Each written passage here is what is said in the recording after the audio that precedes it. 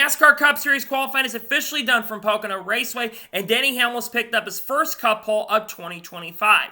What's going on, guys? It's Daniel, and welcome back to our video. As I just said a second ago, NASCAR Cup Series qualifying is officially done from Pocono Raceway, and Denny Hamlin picked up his first Cup pole of 2025.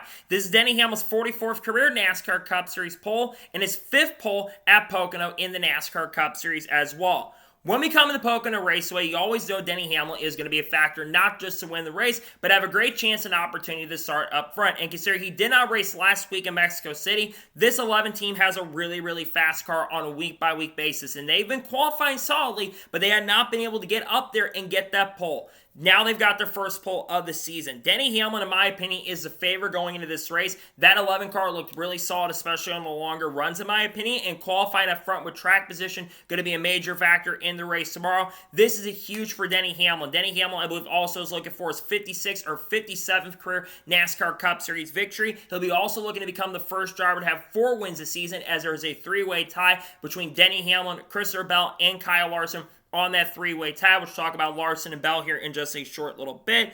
But for Denny Hamlin, this is a really big deal to get up there and start up front. With track position going to be a major factor, I think that 11 team has the pace and speed to get it done. They're looking for another victory. They come back after not racing, at least Denny Hamlin racing, and now comes in and gets the pole. So congratulations nonetheless to Denny Hamlin on winning the pole and getting his 44th career NASCAR Cup Series pole at Pocono Raceway.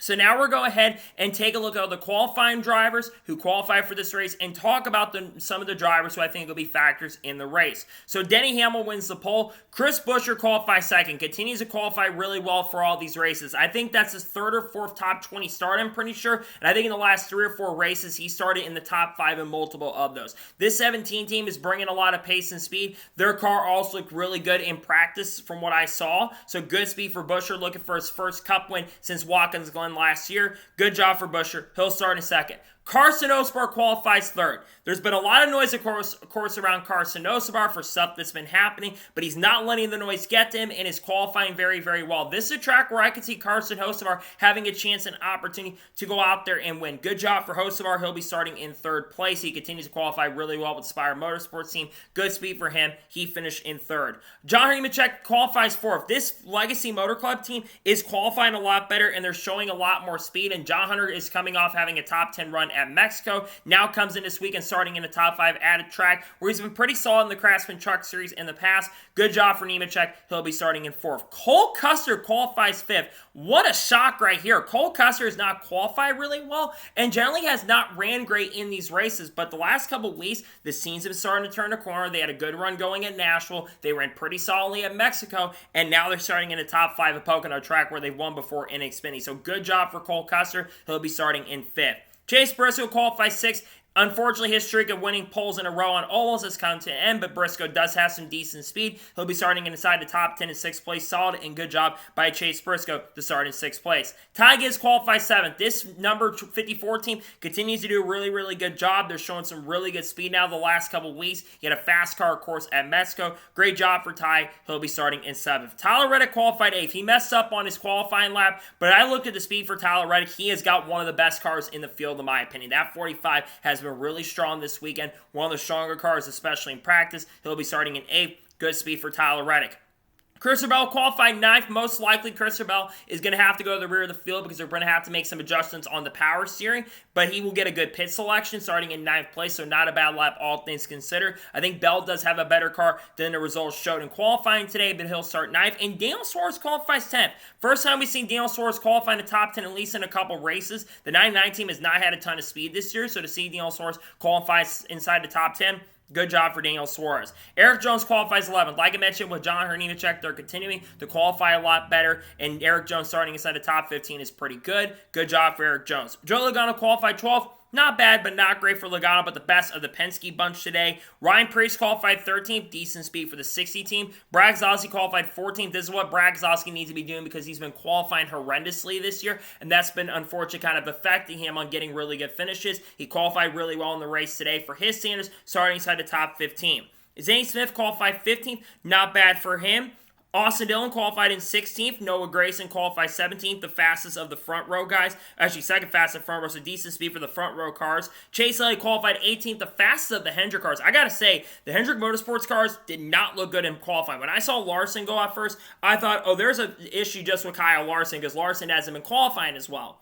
But the Hendrick cars were really off in qualifying trends. So I wonder if there's more speed in these cars. I think passing is going to be difficult. So do you see Hendrick Motorsports try to play some strategies to get up front and get track position? I think that's going to be something very interesting with there not being a ton of tire fall off. Chase didn't qualify very well, but the best of Hendrick much, he qualified in 18th.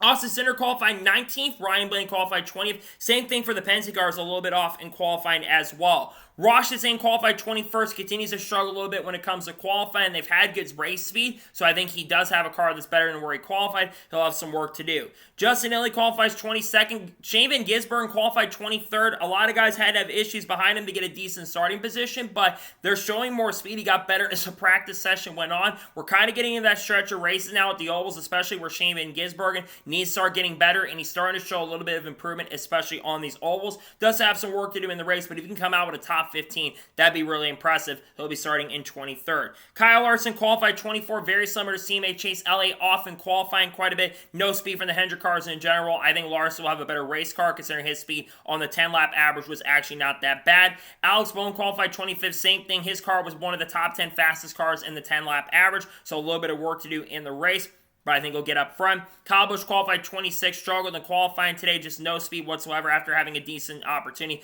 in the first group. Ty Dillon qualified 27th. Michael McDowell got on the outside wall, qualified 28th. Riley Hertz qualified 29th. Ricky Stenhouse Jr., who just didn't have any outright pace at all, qualified 30th. William Byron qualified 31st. He was on a heater, and I think he would have had a chance to start inside the top 10, but unfortunately, William Byron spun into the inside wall and got a ton of damage on the car, came back across the racetrack. He will go to a backup car and will start at the rear of the field. Todd Gillen qualified 22nd. Todd Gillen will likely have to go to the rear because he hit the outside wall really hard and had a ton of damage on his car. AJ Allmendinger qualified in 33rd. Allmendinger didn't even really complete his lap because he shut the car off right before he got to the alternate start finish line. Brendan Poole qualified in 34th. He'll be starting in the back of the pack because Brendan Poole didn't even get to a qualifying lap because they failed inspection 3 times. Good to see Brendan make his first start in Cup in a couple of years, but he'll have to start at the rear of the field. Cody Ward qualified 35th. Cody Ward did not even get the chance because he backed this car into the outside wall during practice. Josh Berry had a rear diffuser issue, didn't get an opportunity to go out there really practice much, so we don't really know what the speed of the 21 car is.